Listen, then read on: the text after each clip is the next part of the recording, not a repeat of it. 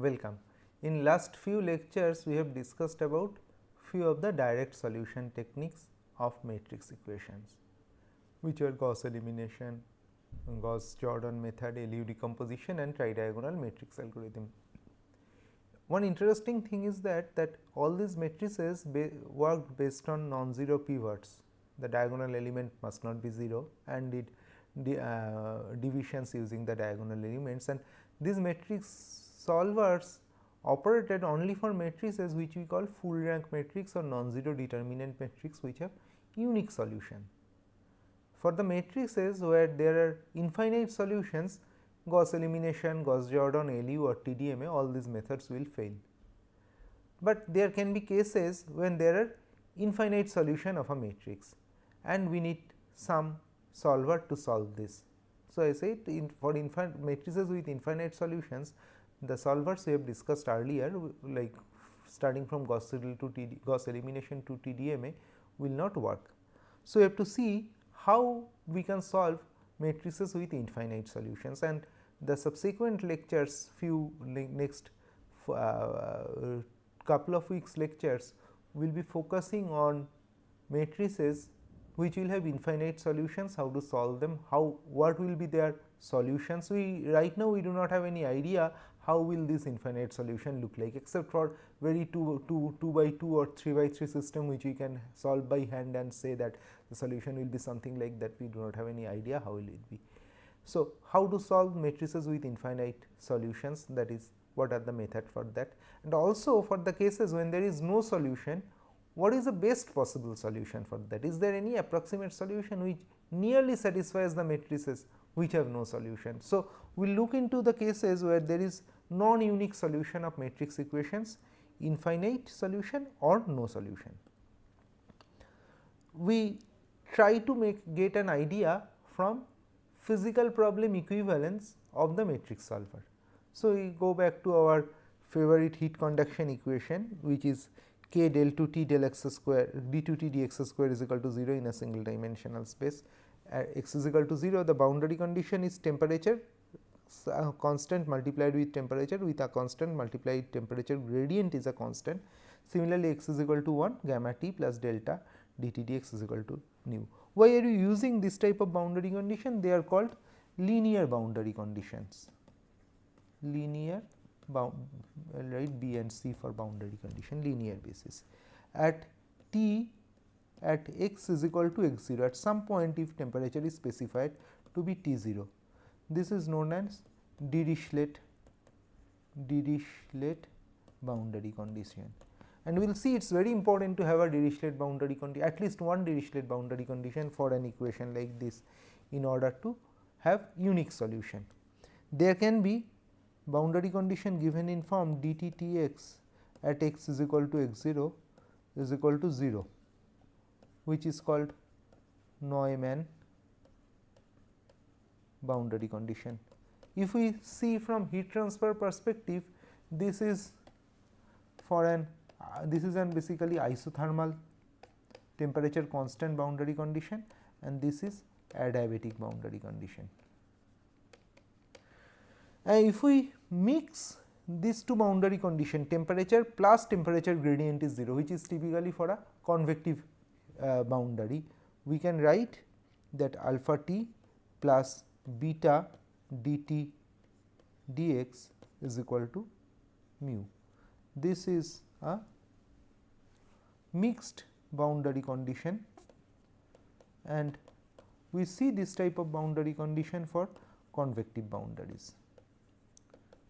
These are the only possible linear boundary condition. Apart from that, we can have something like a radiative boundary condition where del dt dx is function of t to the power 4, but we will not discuss this, because in matrix solvers we primarily deal with this set of boundary conditions. So, now when we transform this differential equation to the difference space, or from a continuum space we go to a discrete space, we convert this as this to this cases, and we will apply the equivalent boundary condition for the boundary points 1 and 9. And now once we have done this, we will get a, we have seen we will get a general tridiagonal form here. We have to solve this tridiagonal system of equation. Now, if we go back to the physical system of equation and do little tweaking with the boundary conditions, use certain value on the boundary condition. This is the general condition we assumed. And if we solve this equation, we will get d2t dx squared is equal to 0, which will give t is equal to ax plus b. This a and b, these are the at this stage they are arbitrary unknowns, and then we will use determine a and b from boundary condition. For example, if the given boundary condition is t is equal to 2 at x is equal to 0 and t is equal to 5 at x is equal to 1. So, what will happen at x is equal to 0, t is equal to a into 0 plus b is equal to b, which is 2. So, b is equal to 2, and at x is equal to 1, t is equal to a into 1 plus b, which is a plus b, and this is 5, b is equal to 2. So, a is equal to b minus 5 is equal to a is equal to 5 minus b, 5 minus b is equal to 5 minus 2 is equal to 3. So, we will get t is equal to 3a plus 2, t a is equal to t is equal to 3x ax plus b, which is 3x plus 2. So, again using boundary condition we can find out these values, and if alpha or b gamma any of them are non-zero, then unique solution exists, or for unique solution we have to have either alpha or gamma or both should be non-zero, then only we will have a unique solution, otherwise we will not have a unique solution in this particular case. So, what will we have in that case? We assume both a and gamma is equal to 0, and these are the form of the boundary condition here. Say we will set both nu and mu is equal to 0, both are Neumann boundary conditions, both are adiabatic boundaries. So, we will get dt dx is equal to 0, dt dx is equal to 0 here, t is equal to x plus b, dt dx at x is equal to 0 is equal to a, which is 0, or anywhere dt dx is equal to 0. So, at x is equal to 0 we put dt dx is equal to a, at x is equal to 0, dt dx is equal to 0. So, a is equal to 0, t is equal to b. Now, b is an arbitrary constant. If we do not have any Dirichlet boundary condition, we cannot find b. So, b cannot be found without using boundary conditions. Any arbitrary b will give a solution, and there can be infinite arbitrary values of b, or we can have infinite solutions. So, these equations and boundary condition combination when transformed to a matrix equation must also give me infinite solutions, because physically there are infinite solutions, and the infinite solution is temperature is of any constant value. So, if we try to do a matrix representation here, we should get infinite solution of that particular matrix. X is equal to 0 and x is equal to 1, the boundary conditions dt dx is equal to 0. So, x is equal to 0, dt dx is equal to 0 will be converted, and we can do that from Taylor series expression we looked into a couple of classes before. T2 minus T1 is equal to 0, and the error is not second order accurate, error is of first order. Similarly, for the last term we can write T9 minus T8 is equal to 0, error is of the first order. So, we can substitute them into the discretite form of equation, that dt dx is equal to 0 gives me T2 minus T1 is equal to 0, which should come here and which should come into the first equation, and dt dx is equal to 0 at x is equal to 1 gives me T9 minus T8 is equal to 0, which comes into the second equation, and the transformed equation gives me minus T2 plus T3 T2 things, and T2 minus T2 T3 plus T4 is equal to 0 to T7 minus T8 is equal to 0. Now, if we try to solve this equation, we will get T is equal to T2 is equal to T8, something like that. However, so that means that this matrix equation must have infinite solution, does not have unique solution. There is a solution, there are solutions we have seen from the physical problem, but there are no unique solutions. So, if we try to solve it by Gauss elimination, it will fail, because the coefficient matrix has 0 determinant, and after couple of steps we will see a 0 diagonal coming in. However, 0 pivot coming in. However, there are solutions, and the Gauss elimination cannot give us solutions. So, we have to see how we can get solutions. There can be cases with no solution. What is that? We get similar case alpha and alpha and nu is equal to 0, beta alpha and nu is equal to 0, alpha and gamma is equal to 0. So, the Dirichlet components alpha and gamma is equal to 0, and we have Neumann type of equations here. However, we will see that mu is not equal to nu. So, dt dx is equal to 0, and this dt dx is non-zero, dt dx is not equal to 0 here, mu is not equal to 0. So, dt dx is non-zero here. So, we get T is equal to dt dx is equal to 0 here, and dt dx is non-zero here, mu is not equal to nu. We get T is equal to x plus b, dt dx is equal to a, but as mu is not equal to nu, there is no a which can be consistent with dt dx values at the both the boundaries.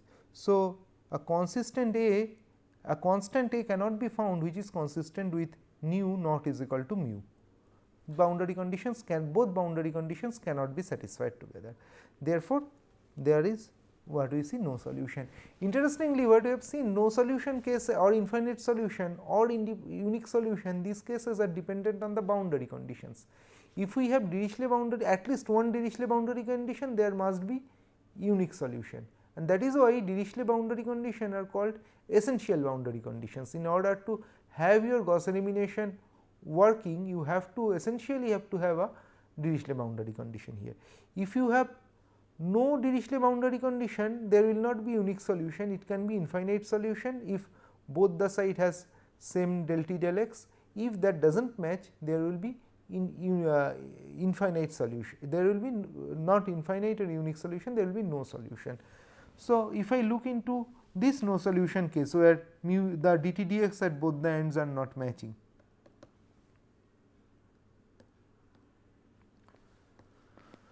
we will see a matrix equation where mu is not is equal to nu, and coefficient matrix A has 0 determinant, but A augmented with B has non-zero determinant, and therefore, there is no solution.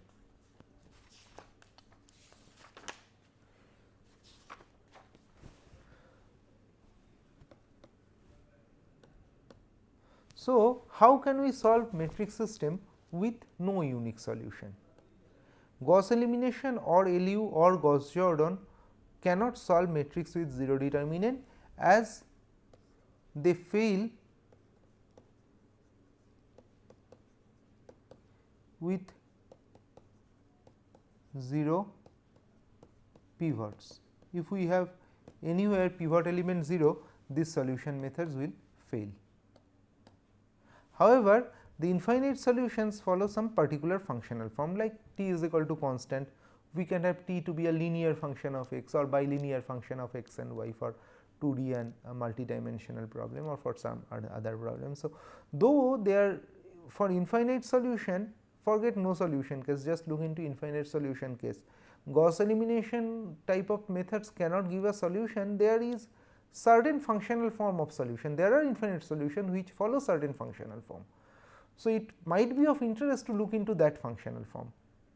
So, you cannot do Gauss elimination, but you have to look into some other method to get that particular functional form. Differential equations can be solved to get non-unique solutions into functional form. For using differential equation we can get that, but difference equations we are interested to get it through difference equation or get it through a discretized method. How to find finite functional form of infinite solution using matrix equation. That becomes the important question which we will try to address in next few classes. And also we will be interested to look into how to find nearest approximation for the no solution case.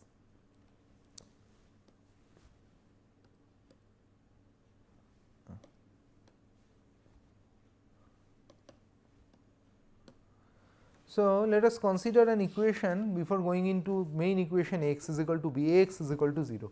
If A is full rank matrix, x is equal to 0, which is a trivial solution. If A is not a full rank matrix, A is singular, how are x? So, we take a small example, minus 2, 2 minus 2 minus 1 1, this is a singular matrix, x y is equal to 0. You can solve it quickly, the solution is x is equal to y. So, infinite number of solutions are possible, x which is x is equal to y, and 0 0 is also a member of x, also one solution where x is equal to y. Trivial solution is also a part of solution of a singular equation, A equation. However, there are infinite solutions and the solutions are any point on this x y line. So, we can write any point on this line is a solution. Solution 0 0 is still also a point in this line. So, it is also a solution, and the solution is x y is equal to c c. C is an arbitrary constant. So, right, c is an arbitrary constant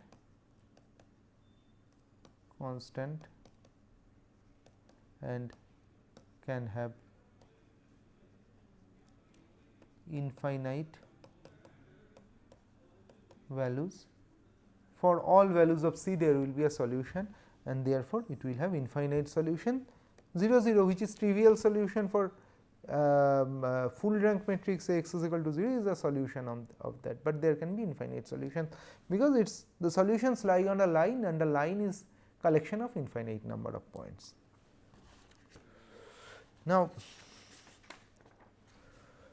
we will do this is for a very simple case, 2 by 2 matrix case. In reality, the matrices are not that simple, of much higher order. Order is say 512 into 512, or order is 56,000 into 50,000. M is not equal to n because infinite solutions are there. We and non-singular matrix is there. The m and n may not be same, number of equation may be different than number of equations. However, so how will be the solution? What we can see about the solution? What we can see is that if this point is a solution, if we stretch this point, if we multiply the coordinates by a certain factor, that will be another solution. Similarly, if this is a solution, this is a solution, if we add them, that the third point will also be a solution.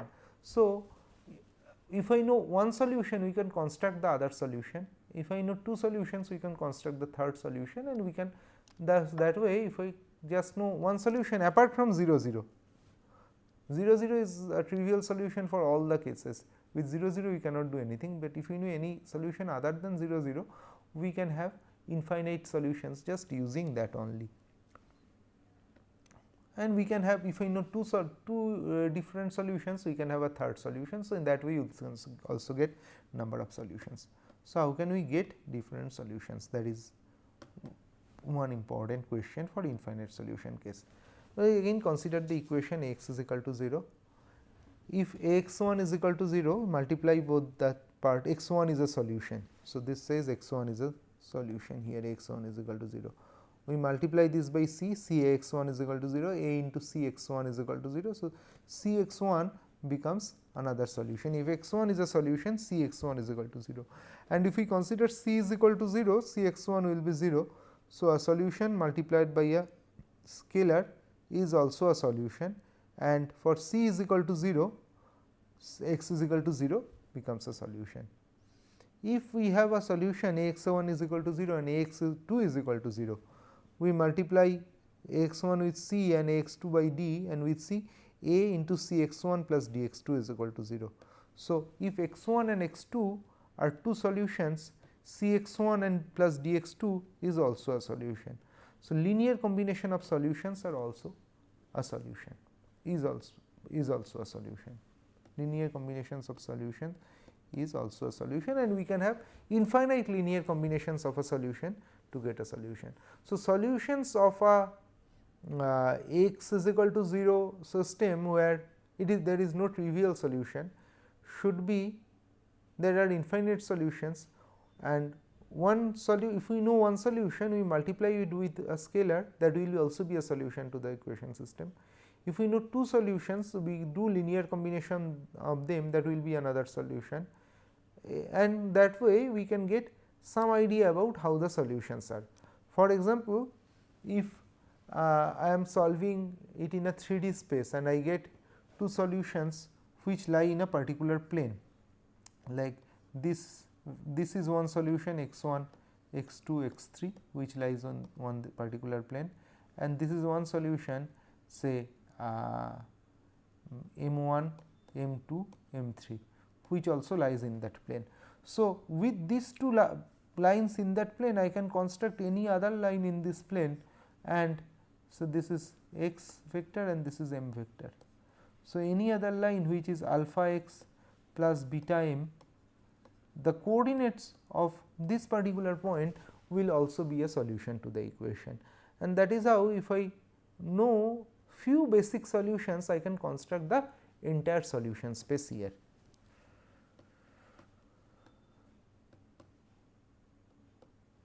So, we come to a term called vector space. In case Ax is equal to 0 has infinite solutions, all the solutions form a vector space. Also, same can be said for the solutions of Ax is equal to b. If Ax is equal to b has infinite solutions, all their solutions also construct a vector space. And the question becomes, what is a vector space? So, what we have seen about the solutions of Ax is equal to 0 in the previous cases, that if there is one solution, we multiply it by certain constant, that will be a solution. If there are two solutions or three solutions, we do linear combinations, that will be a solution. And a real vector space is a set of vectors where these rules of vector addition and multiplication of real number holds. So, if we can think of a space spanned by vectors, why vector? Because the solutions are column vectors, or the solutions are matrices with only one column. So, we can consider them to be vectors. So, if we can think of multidimensional vectors in these one vector at least which is solution to one x is equal to 0, and we multiply it with one constant and get a solution, and we can get constant and get another solution. We can think of another vector for which x is equal to 0, and then the space constructed by these two vectors. For example, we just initially got two vectors x 1 and x 2, x 1 is equal to 0, x 2 is equal to 0. The space constructed by x 1 and x 2 by taking their combination using vector addition and multiplication, all the vectors belonging to that must be a solution of x is equal to 0 equation. So, it is a very I am giving a very sketchy idea of vector space, but I am actually trying to introduce vector space. Vector space is the set of vectors which follows the laws of multiplication by real numbers and addition. For example, if I have two vectors, we making certain angle between them, and we take all their linear combinations to in 3D space. We have just two vectors for I have a vector A and I have a vector B, and I make all their combinations, I will get the entire plane. Any vector lying here will be a member of this, say C will be a member of this vector space which spans the entire space. So, and if A and B gives the coordinates of the points which are a solution to one particular equation, C will also be a solution to that equation. That is the idea we can take away from here, that solution of x is equal to 0 and x is equal to b, if there are infinite solution, they will construct a vector space. And we will look into what is a vector space, we will look into different properties of vector space, and from there we will try to see how we can find out solution for the cases where there are infinite solutions, both for x is equal to 0 which is a homogeneous equation, and Ax is equal to b, which is a non-homogeneous equation. How will be the solutions look like?